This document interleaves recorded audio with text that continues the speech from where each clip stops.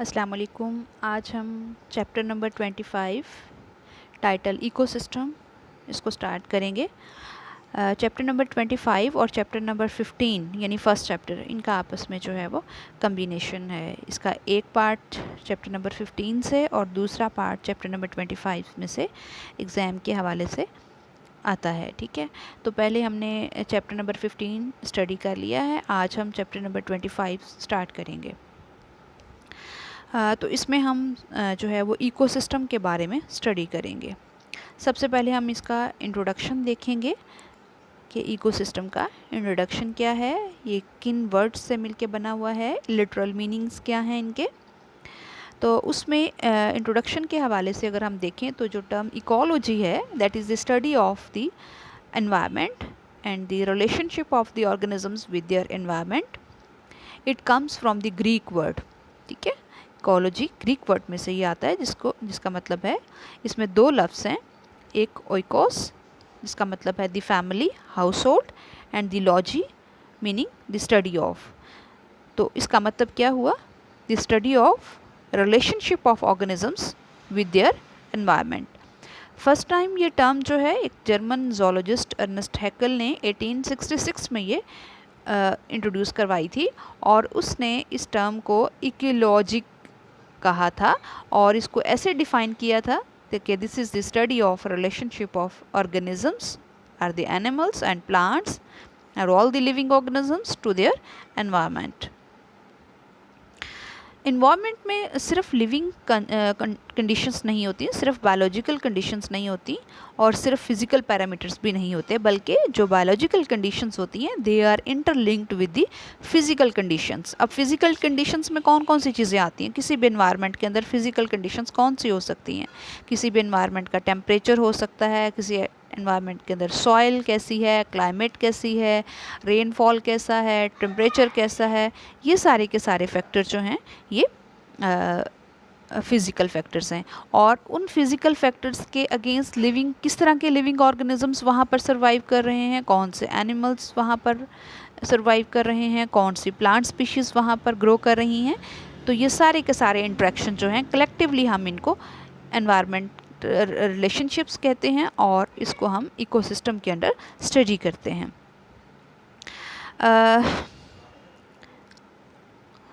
Eco का मतलब होता है एनवायरनमेंट और सिस्टम का मतलब होता है collection of related parts that function as a unit. तो हम इकोसिस्टम जो है इसको हमने देख लिया कि ये एनवायरनमेंट है, और इस एनवायरनमेंट, इको का मतलब एनवायरनमेंट है और सिस्टम का मतलब है collection of related parts that function as a unit. ये बिल्कुल ऐसे ही है जैसे एक हमारे कॉलेज का सिस्टम है जिसमें हमारे बहुत सारे स्टाफ मेंबर्स हैं और हर स्टाफ मेंबर जो है वो अपना मुतलका सब्जेक्ट पढ़ाता है। ठीक है, जैसे आपकी इंग्लिश की लेक्चरर आपको इंग्लिश पढ़ाती हैं, बायो की लेक्चरर बायो पढ़ाती हैं, बिल्कुल इसी तरह एनवायरनमेंट के अंदर जो है हर ऑर्गेनिज्म का अपना एक रोल होता है और कलेक्टिवली वो सारे के सारे जो है वो मिलके एक यूनिट बनाते हैं जिसको हम सिस्टम कहते हैं या जिसको हम इकोलॉजिकल सिस्टम कहते हैं। अब इसमें इकोसिस्टम जो है ये किसी भी इकोलॉजी के अंदर जो है ये इकोलॉजी का जो है वो मेजर यूनिट है इकोसिस्टम जो है। ठीक है, इकोसिस्टम में जो है दो बेसिक इंटरेक्टिंग कंपोनेंट्स होते हैं, एक इसमें लिविंग या बायोटिक कंपोनेंट्स होते हैं, दूसरे इसमें नॉन लिविंग या फिज़िकल कंपोनेंट्स होते हैं। बायोटिक कंपोनेंट्स जो हैं वो कौन कौन से हैं, इसमें एनिमल्स आ जाते हैं, प्लांट्स आ जाते हैं, फंजाई, माइक्रो ऑर्गेनिजम्स, ये सारे के सारे जो हैं ये किसी भी एनवायरनमेंट के लिविंग या बायोटिक कंपोनेंट्स हैं। दूसरी तरफ जो हैं दूसरे कंपोनेंट्स जो हैं वो एबायोटिक कंपोनेंट्स हैं, जिसमें atmosphere, climate, soil, water, rainfall, temperature, ये सारे के सारे जो हैं ये एबायोटिक कंपोनेंट्स हैं। अब ये सारे के सारे जो कंपोनेंट्स हैं, चाहे वो बायोटिक हैं चाहे ये वो एबायोटिक हैं, ये आपस में रिलेटेड होते हैं, ये आपस में इंटरलिंक्ड होते हैं। यानी किसी भी जगह के जो बायोटिक कंपोनेंट्स हैं वो उस एनवायरनमेंट के एबायोटिक कंपोनेंट्स के अकॉर्डिंग होंगे। यानी जैसी वहाँ पर क्लाइमेटिक कंडीशंस होंगी, इकोलॉजिकल कंडीशंस होंगी, जैसे वहाँ पे टेम्परेचर होगा, रेनफॉल होगा, सॉइल कंडीशंस होंगी, उसी तरह के वहाँ पर प्लांट्स ग्रो करेंगे और जिस टाइप के जो है वो प्लांट्स ग्रो करेंगे उसी टाइप के फिर जो है उनके ऊपर फीड करने वाले एनिमल्स वहाँ पर सर्वाइव करेंगे। तो बेसिकली ये सारे एबायोटिक कंपोनेंट्स जो हैं ये डिफ़ाइन करते हैं कि यहाँ पर किस किस्म के बायोटिक कंपोनेंट्स जो हैं वो सर्वाइव कर सकते हैं। अब इसके बाद हम बायोलॉजिकल ऑर्गेनाइजेशन को देखेंगे और इकोसिस्टम में या इकोलॉजी में जो कुछ बेसिक टर्मिनोलॉजीज़ जो हैं उनको हम स्टडी करेंगे। फर्स्ट ईयर के फर्स्ट चैप्टर में आपने बायोलॉजिकल ऑर्गेनाइजेशन पढ़ी थी, जिसमें आपने जो है वो मॉलिक्यूल से बायोमॉलिक्यूल से स्टार्ट करके सेल, फिर tissue level organisation, cell level organisation, उसके बाद सिस्टम, और फिर सिस्टम के बाद इंडिविजुअल लेवल, और फिर individuals of the same species making a population and different populations at the same place forming a community, ये आपने देखे थे। तो इसी तरह जो है वो कुछ इकोसिस्टम के हवाले से बेसिक टर्मिनोलॉजीज़ हैं जिनको हम अब देखेंगे। उसमें एक तो इंडिविजुअल लेवल है, ठीक है। इंडिविजुअल लेवल जो है वो उसके बाद नेक्स्ट जो हायर ऑर्गेनाइजेशन आती है वो होती है पॉपुलेशन लेवल की। अब पॉपुलेशन क्या है? Population is a group of interbreeding individuals of the same species occurring together in space and time. अब पॉपुलेशंस जो होती हैं, चाहे वो प्लांट की पॉपुलेशन है चाहे वो एनिमल की पॉपुलेशन है, यानी ये सेम स्पीशीज़ के होंगे और एक ही जगह पर एक ही टाइम में ये पाए जाएंगे। अब ये प्लांट्स और एनिमल्स की जो पॉपुलेशंस हैं they do not function independently of each other, ये अलग अलग नहीं होती, अलग अलग अपना फंक्शन नहीं परफॉर्म करती, बल्कि प्लांट्स और एनिमल्स एक दूसरे के साथ रिलेटेड होते हैं सारी, यानी एक जगह पर रहने वाली जो पॉपुलेशंस होती हैं वो आपस में इंटरेक्ट करती हैं और compete करती हैं for different resources. For example food के लिए compete करती हैं, वाटर के लिए compete करती हैं, स्पेस के लिए compete करती हैं, मीटिंग पार्टनर के लिए compete करती हैं। तो इन तमाम फैक्टर्स के लिए वो आपस में compete करती हैं, इस तरह वो एक दूसरे के साथ इंटरेक्ट करती हैं, ठीक है। और एक पॉपुलेशन जो है वो दूसरी पॉपुलेशन के लिए सोर्स ऑफ फूड हो सकती है। तो इस तरह एक जगह पर रहने वाली जो डिफरेंट पॉपुलेशंस आपस में जो इंटरेक्ट करती हैं एक इकोसिस्टम के अंदर, डिफरेंट पॉपुलेशंस जो है जब वो एक दूसरे के साथ इंटरेक्ट करती हैं तो वो बनाती हैं एक कम्युनिटी। तो कम्युनिटी जो है ये बेसिकली डिफरेंट पॉपुलेशंस का आपस में इंटरेक्शन होता है, ठीक है। फॉर एग्जांपल फॉरेस्ट में क्या है, अब बहुत सारी डिफरेंट टाइप्स की जो पॉपुलेशंस हैं वो सर्वाइव कर रही होती हैं। उसमें डिफरेंट टाइप का फ्लोरा है, डिफरेंट टाइप का फाना है, उसमें बर्ड्स की स्पीशीज़ हैं, उसमें रेप्टाइल्स की स्पीशीज़ आ जाती हैं, उसमें मैमल्स की स्पीशीज़ आती हैं। वो सारी की सारी एक जगह पर सर्वाइव कर रही होती हैं और एक दूसरे के लिए फूड का सोर्स भी होती हैं, ठीक है।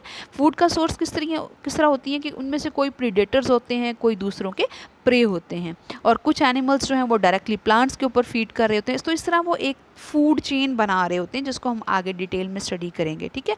तो different populations surviving at one place at one time and interacting with each other and making source of food for other populations, they form a community. Community के बाद जो है अगर हम नेक्स्ट बायोलॉजिकल ऑर्गेनाइजेशन का लेवल देखें तो वो हमारे पास आ जाता है बायोम। अब इकोसिस्टम के अंदर हमने देखा कि डिफरेंट लेवल्स हैं, इंडिविजुअल लेवल है, उसके बाद पॉपुलेशन लेवल है, फिर कम्युनिटी लेवल है। तो हम किसी भी पॉपुलेशन को डिफरेंट एट्रीब्यूट से जो है वो डिफ़ाइन कर सकते हैं। वो एट्रीब्यूट्स कौन कौन से हैं?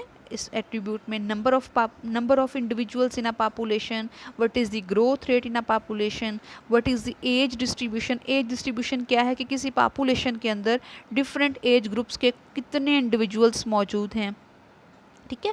तो ये तमाम पॉपुलेशंस जो हैं ये एक दूसरे के साथ इंटरेक्ट करती हैं with the individuals of other species and they form a community.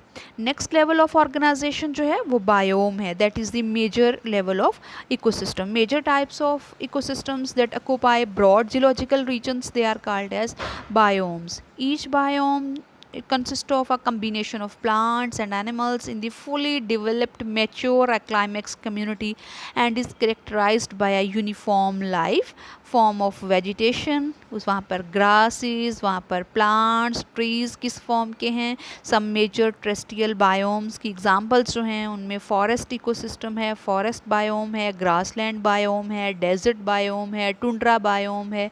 तो ये सारे के सारे जो biomes हैं ये अपनी वेजिटेशन की वजह से, अपने जो है वो स्पेसिफिक फ्लोरा एंड फाना की वजह से डिफाइंड जियोलॉजिकल रीजन्स हैं जिनको टेम्परेचर और क्लाइमेटिक कंडीशंस की बेस पर डिफ़ाइन किया हुआ है, ठीक है। और ये तमाम जो हैं बायोम्स मिल के जो है ये एक इकोसिस्टम बनाते हैं। उसके बाद नेक्स्ट जो टर्म है वो है बायोस्फीयर। बायोस्फीयर क्या चीज़ है? This is a thin layer of earth in which all living organisms exist. Organisms within the biosphere not only adopt themselves to the environment but also interact to modify and control chemical and physical conditions of the biosphere। तो N organisms जो हैं ये हर organism का अपना एक इलाका होता है, अपना एक प्लेस होता है, अपनी एक लोकेशन होती है जिस जगह पे वो रहता है, that is called as habitat. फिर किसी भी हैबिटेट के अंदर जब ऑर्गेनिजम्स रहते हैं तो उन एनवायरमेंटल फैक्टर्स को रिस्पॉन्ड भी करते हैं, ठीक है। क्योंकि कोई भी एनवायरनमेंट जो है वो अगर वहाँ पर कुछ एनिमल्स इनहैबिट कर रहे हैं तो वो किस सूरत में इनहैबिट करते हैं? जब वहाँ की जो कंडीशंस हैं, फिज़िकल कंडीशंस हैं, वो उस एनिमल की टॉलरेंस में आती हैं, ठीक है। कैसे? जैसे देखिए, अगर हम किसी जगह पर हमने अगर रिहाइश रखनी हो, हमने रेजिडेंस रखनी हो, तो हम कौन कौन सी चीज़ों पे देखेंगे? हम देखेंगे कि वहाँ पर पानी की क्या सहूलियात हैं, वहाँ पर बिजली की क्या सहूलियात हैं, वहाँ पर जो है वो सॉइल कंडीशन कैसी है, एनवायरनमेंट कैसा है, ठीक है, गर्मी तो ज़्यादा नहीं है, ठीक है। तो हम डिफरेंट चीज़ों को जो है वो अपनी रेजिडेंस के लिए देखेंगे। इसी तरह ऑर्गेनिजम्स जब किसी हैबिटेट के अंदर इनहैबिट करते हैं तो वहाँ की तमाम जो कंडीशंस होती हैं, फ़िज़िकल कंडीशंस होती हैं, उन फिज़िकल कंडीशंस में सॉइल, वहाँ पर प्लांट्स कैसे हैं, वहाँ पे टेम्परेचर कैसा है, वहाँ पे रेनफॉल कैसी है, तो ये तमाम चीज़ें जो हैं अगर किसी एनिमल की टॉलरेंस की रेंज में आती हैं तो फिर वो वहाँ पर इनहैबिट करते हैं, ठीक है। तो कोई भी ऐसी प्लेस, कोई भी ऐसी स्पेस, कोई भी ऐसी लोकेशन जहाँ पर ऑर्गेनिजम्स रहते हैं, this is called as habitat of that animal. Habitat के वर्सेस दूसरी टर्म जो है वो है निश। निश क्या होती है? This is the role of species that it place in a community. उस कम्युनिटी के अंदर उस स्पीशीज़ का बिहेवियर क्या है, उसके इन्फ्लुएंसेस क्या हैं, वो किस तरह उस कम्युनिटी के अंदर रह रही है, ये सारे का सारा जो है वो निश में हम स्टडी करते हैं। तो हैबिटेट और निश को हम नेक्स्ट लेक्चर में फर्दर डिटेल के साथ स्टडी करते हैं।